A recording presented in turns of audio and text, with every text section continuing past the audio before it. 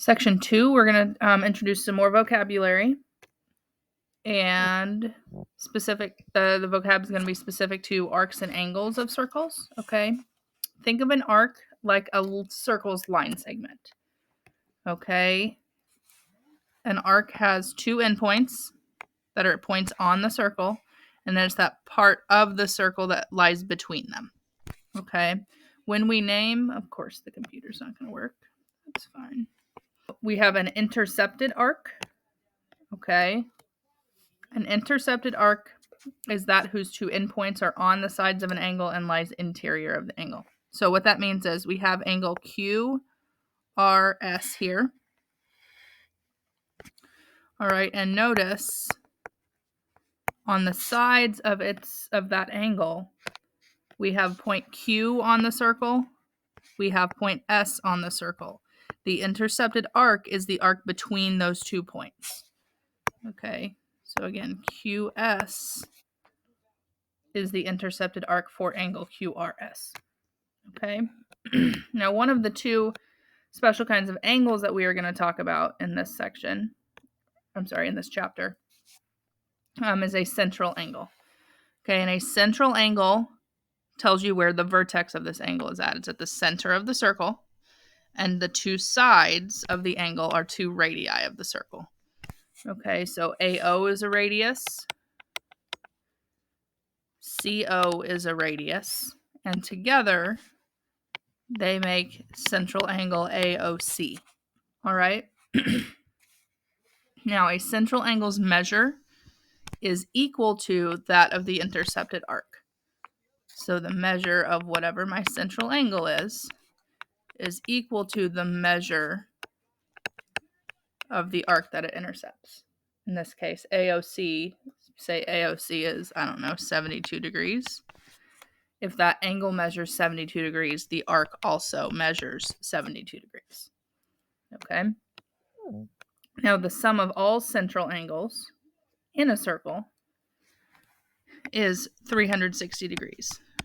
All right. And you probably could have told me that without having these notes anyway. Cool. All right. Cool. Cool is right. Yeah, that's right. So these examples here, I've got a 130 degree angle and then that 90 degree angle. And if we're trying to find x, we are just going to take those arcs, these central angles, these two that we know, we're going to subtract those from 360. And when we do that, x is 140. Okay. Same thing here with example 2. All three of these central angles add up to 360 degrees. So we're going to take away what we know.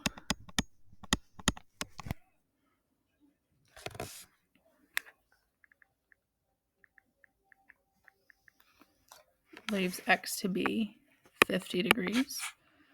All right, and then example 3, we've got a 90 degree angle, an 85 degree angle, and a 40 degree angle, which leaves 145 degrees to fill that spot where x is at.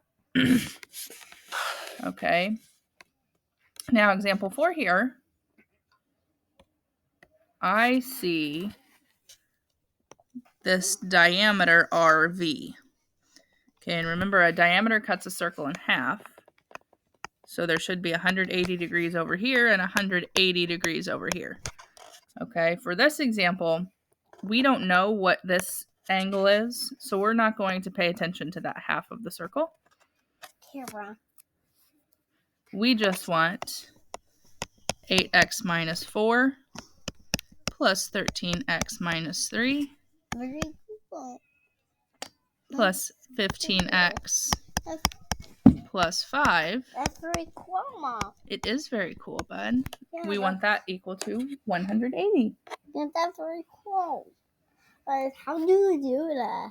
Well, we have to add all of these here that have x's with them. So we have 8x and 13x and 15x for a total of 36 x's.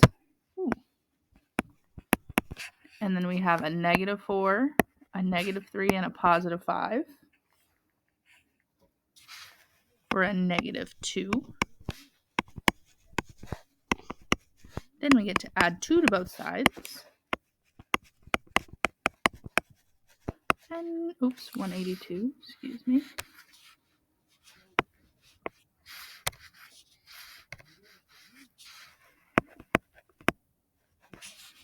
And divide both sides by 36.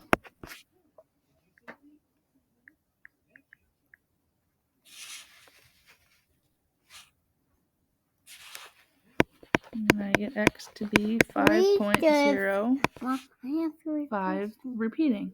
Give me one more. All right, the 3 types of arcs we're going to talk about are minor arcs, major arcs, and semicircles. All right, minor arcs are what is pictured here in the red part of this picture. They are arcs between 0 and 180 degrees, which means they are less than half of the circle. Okay, when we name them, we do just use those 2 endpoints of the arc. Okay, an arc who is between 180 and 360 degrees, so these are more than half of the circle. Those are called major arcs. All right, the blue part of this circle is a major arc. Okay, and when we name major arcs, we actually use 3 letters.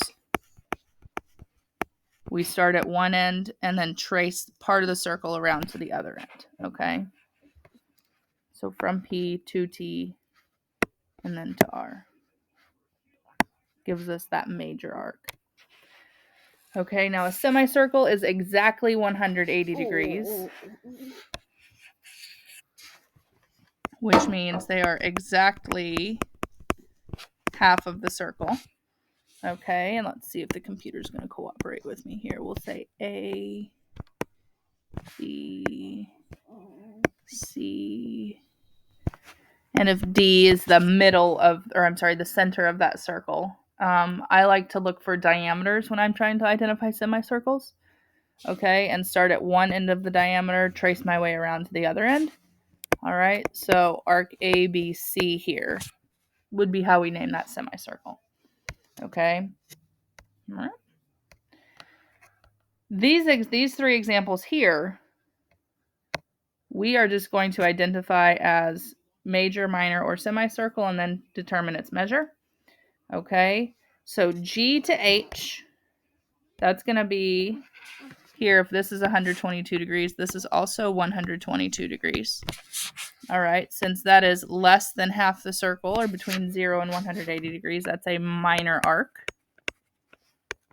And again, we said it was 122 degrees. From G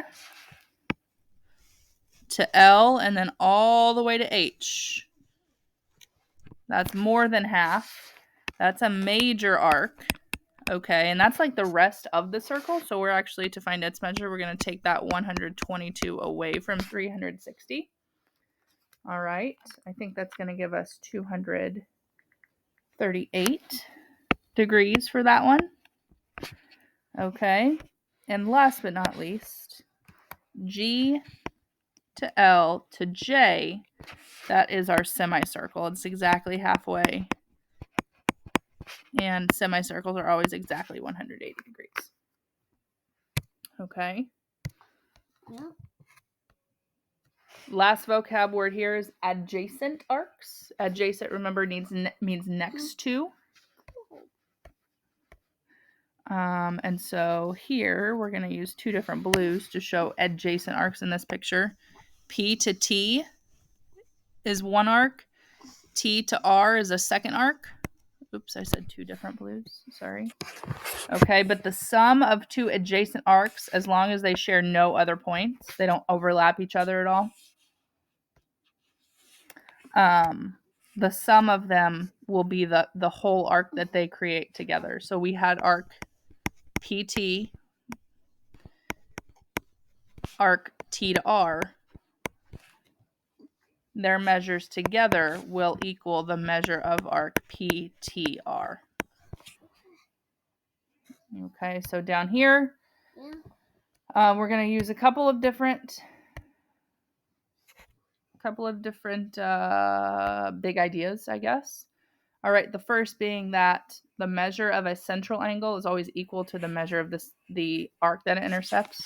Okay, so here, if this is 38, H to G is 38 degrees also as an arc. This here is 90 degrees, which means D to H is also 90 degrees. Okay. E, D, G, that arc, E to D to G, that's a semicircle. And so, if we take those pieces that we have of that semicircle away from 180, we're going to find the measure of arc DE. All right, so D to E ends up being 52 degrees. All right, angle EPF here is a vertical angle with that 38 degree angle. So out here's 38 degrees also. What else? Well, down here is another semicircle. So we're going to take 180 minus 38 to give us arc FG. Does your neck hurt? No, my neck does not hurt, bud. But can I do it? Can I film it with my legs? When I'm done. Okay. So now that I like to kind of label the pieces I don't know when I'm doing. I think you forgot this. It's okay. I like to label all of the pieces that I don't know at the beginning. That makes it easier for me. Okay, you don't have to. But now that I've got all of those pieces, all of those arcs, okay, now I can go back and look. Okay, from E to F, that arc from E to F, 38 degrees. All right, D to E, either way, it's 52 degrees. We found F to G to be 142 degrees. All right, now from D to H to G, we could have also said just arc DG. All right, this is that adjacent arc piece. From D to H is 90, H to G is 38, so we can add those together for a total of 128 degrees. All right, D to F to G, I passed a 52 degree arc, a 38 degree arc, and a 142 degree arc for a total of 232 degrees.